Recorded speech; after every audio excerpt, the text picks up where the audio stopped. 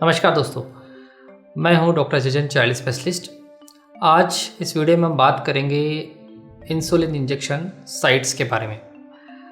जो हाल ही में हम लोगों ने इंसुलिन डिपेंडेंट डायबिटीज़ मेलाइटस यानी जो टाइप 1 डायबिटीज़ है, इसकी सीरीज स्टार्ट की और उसी सीरीज़ के अंडर में ये अपना आज का ये वीडियो है इंसुलिन इंजेक्शन साइट्स के बारे में। तो जैसा कि आप सभी जानते हैं कि जो टाइप 1 डायबिटीज़ है, इन टाइप 1 डायबिटीज़ के जो बच्चे हैं उनमें इंसुलिन के इंजेक्शंस, इंसुलिन के शॉट्स लगाए जाते हैं और दिन में 2 बार से लेकर 3 बार 4 बार तक हो सकते हैं और लाइफ लॉन्ग इंजेक्शन लगाने पड़ते हैं, छोटे से बच्चे से लेकर बड़े बच्चों तक सब में। बहुत ही पेनफुल इंजेक्शंस होते हैं लगाना सब कुछ। डेफिनेटली इंसुलिन के जो इंजेक्शंस हैं सबक्यूटेनियस इंजेक्शन, सबक्यूटेनियस मेथड से लगाए जाते हैं। सबक्यूटेनियस का मतलब होता है कि जैसे कि स्किन की जो 2 लेयर होती है, एपिडर्मिस और डर्मिस, और डर्मिस के नीचे जो फैट पार्ट होता है उस फैट के अंदर ये सबक्यूटेनियस तरीके से इंजेक्शन लगाया जाता है। और किस तरह से लगाया जाता है इंजेक्शन, इसका एक हम लोग सेपरेट वीडियो बनाएंगे जल्दी ही। आज के वीडियो में बात करेंगे कि जो ये इंसुलिन का इंजेक्शन है ये बॉडी पे कहाँ हम लगा सकते हैं, कौन सा एरिया सबसे सेफ है और सुरक्षित है। आप अपनी मर्जी से कहीं पर भी इंसुलिन का इंजेक्शन नहीं लगा सकते। इसके लिए पूरे जोन्स और डिसाइड किए गए हैं, जोन्स रिकमेंड किए गए हैं। तो मुख्यतः 4 जोन्स होते हैं, 4 पार्ट होते हैं जहाँ पे आप इंसुलिन के इंजेक्शंस लगा सकते हैं।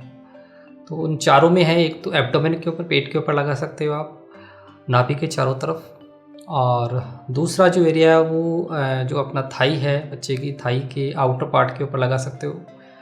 तीसरा जो है वो आप बटक्स है, जो बटक्स के प्री पार्ट है, अपर पार्ट है, उसका साइड के अंदर, मतलब आप सिटिंग एरिया में नहीं लगाते, अपर पार्ट ऑफ बटक्स में लगा सकते हैं। और जो चौथा एरिया है वो आपका आउटर आर्म्स है।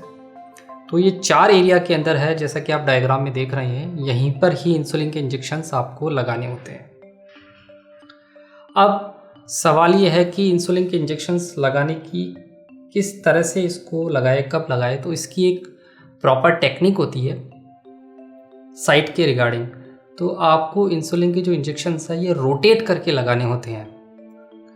रोटेशन का मतलब ये होता है कि जैसे कि आपने एक इंजेक्शन किसी एक जगह लगाया तो वापस से उसी जगह पर इंजेक्शन, क्योंकि ऑब्वियसली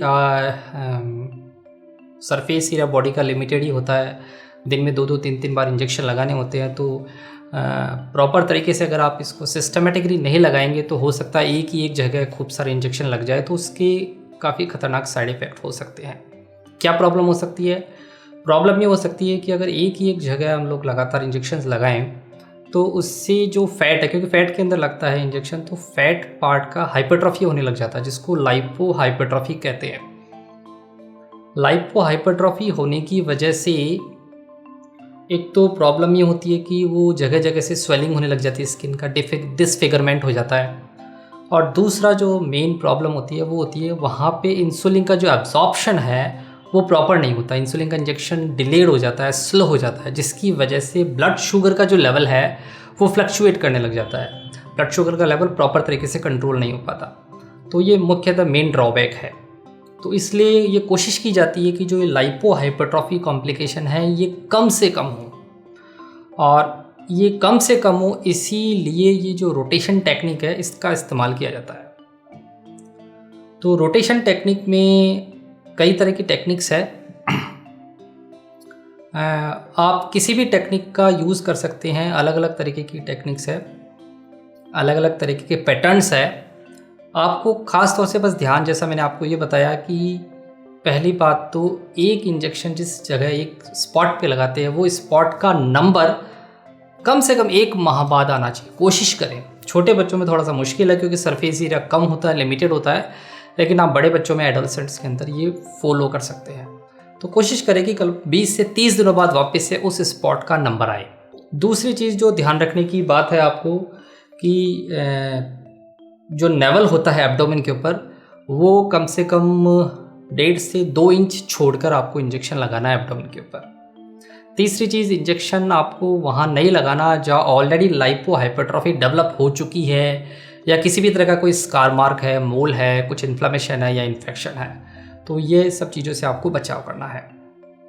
अब आपको रोटेशन कैसे करना है, तो जैसा कि आप डायग्राम में आप देख पा रहे हैं कई तरीके के पैटर्न्स होते हैं, किसी भी तरीके के पैटर्न को आप फॉलो कर सकते हैं।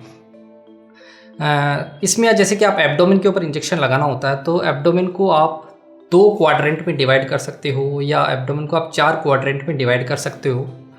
तो कोशिश करें कि मतलब 4 जोन्स में कह सकते हो, 4 जोन्स में डिवाइड कर सकते हो। तो कोशिश करें कि एक जोन में आप अगर इंजेक्शन लगाना शुरू करते हैं तो उसी जोन के अंदर ही आपको इंजेक्शंस लगाने होते हैं जब तक कि सारे स्पॉट फिल नहीं हो जाए, सारे स्पॉट यूटिलाइज नहीं हो जाए। तो अब किस तरह से होंगे, तो स्पॉट का चुनाव करते हुए आपको ये ध्यान रखना है कि जो भी 2 इंजेक्शंस लगेंगे इंसुलिन के, जो नेक्स्ट इंजेक्शन लगेगा वो आपकी जो पहले इंजेक्शन लगा है उससे कम 1 सेंटीमीटर दूर हो, यानी कि लगभग आप कह सकते हैं 1 फिंगर ब्रेड्थ, 1 फिंगर ब्रेड्थ आप अच्छे से इस तरह से आप जैसा कि आप पिक्चर में देख रहे हैं इस तरह से आप इसको मेज़र कर सकते हैं। तो वो 1 फिंगर ब्रेड्थ होना चाहिए कम से कम। तो इस तरह से आप एक डायग्राम, आप एक पेपर के ऊपर आप इस तरह का एक प्रिंट आउट निकाल सकते हैं और जो भी आपको पैटर्न फॉलो करना उस पैटर्न को फॉलो करते हुए जहाँ जहाँ आपने इंजेक्शन लगाया उस जगह को मार्क को आप क्रॉस कर सकते हैं, ताकि आपको ध्यान रहे कि आपने पिछला जो इंजेक्शन है वो कहाँ पे लगाया और अब नेक्स्ट इंजेक्शन आपको किस तरह से 1 सेंटीमीटर छोड़ के लगाना है। तो सबसे पहले आप उस पर्टिकुलर आपको एक जोन को कंप्लीट करना है, तो आप वीक वाइज उस जोन को कंप्लीट करें और जैसे ही उस जोन के सारे स्पॉट्स कवर हो जाते हैं आप फिर उसके बाद सेकंड जोन के अंदर शिफ्ट करें, सेकंड जोन में रोटेट करें और फिर वापस उसके अंदर 1 वीक तक कोशिश करें, 5 से 7 दिन तक उस जोन के अंदर आपको इंजेक्शन लगाने। उसके बाद आप इसको 3rd जोन में ले सकते हैं। तो एब्डोमेन को जैसे आप 4 जोन में डिवाइड कर सकते हैं, तो 4 वीक तक आप बड़े बच्चों में इजीली कवर कर सकते हैं पूरे एब्डोमेन को, मतलब 4 वीक लग जाएंगे आपको, तब जाके आपका उसी स्पॉट का वापस से नंबर आएगा। और इसी तरीके से आप थाइज़ के ऊपर भी आप कोशिश करके ये कर सकते हैं, इसको जोन में डिवाइड करके 2 या 4 जोन के अंदर, तो वहाँ पे भी आपको लगभग 2 से 4 वीक तक का आप आराम से ये गैप कवर कर सकते हैं।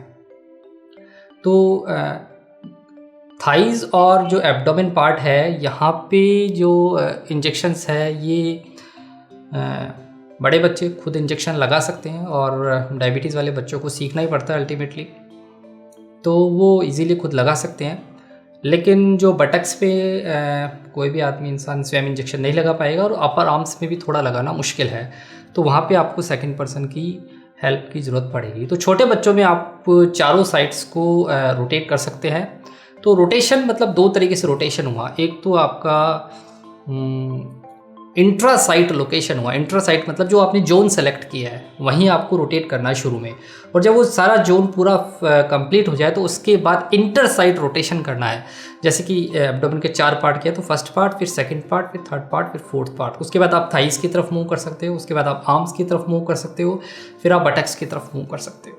तो ये इस तरह से इंटर साइट होगा इसका जो मूवमेंट होगा। तो ये बहुत इंपॉर्टेंट है।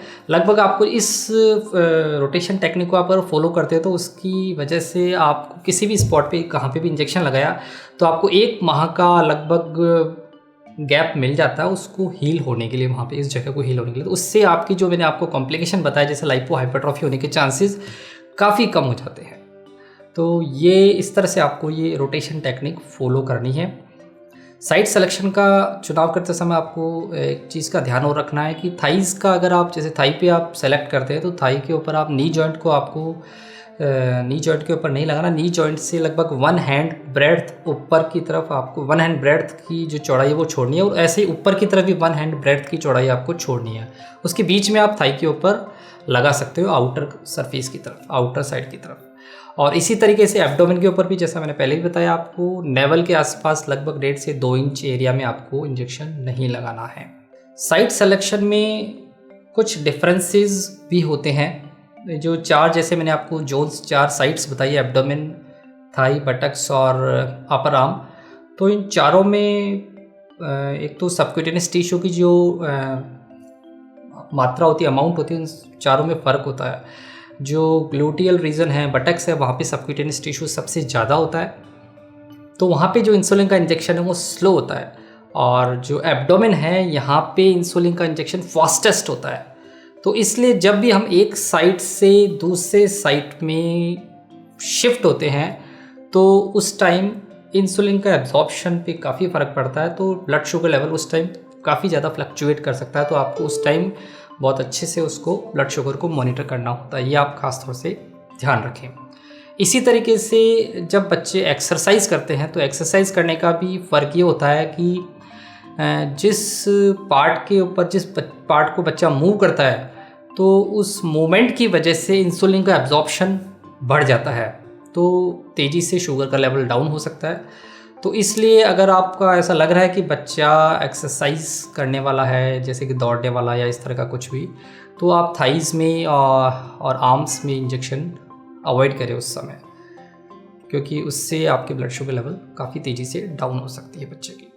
इंसुलिन इंजेक्शन लगाने की टेक्निक, इंसुलिन इंजेक्शन लगाने की साइट्स, ये सब से रिलेटेड जो भी मैंने आपको बातें बताई है, ये बहुत इम्पॉर्टेंट है डायबिटीज़ बच्चों के लिए।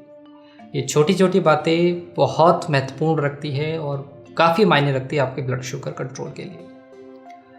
तो यहाँ पे इस संदर्भ में आपको साइट सिलेक्शन से कुछ मैं केयर से रिलेटेड बात बताता हूँ कि जब भी आप बच्चे की कोई साइट सेलेक्ट करके आप इंजेक्शन लगाने का प्लान करते हैं तो सबसे पहले आपको उस साइट को अच्छे से इंस्पेक्ट करना है विजुअली, कि वहाँ कोई स्वेलिंग तो नहीं है, कोई रेडनेस तो नहीं है, किसी तरह का कोई इन्फ्लामेशन तो नहीं है, कोई इंजरी तो नहीं है।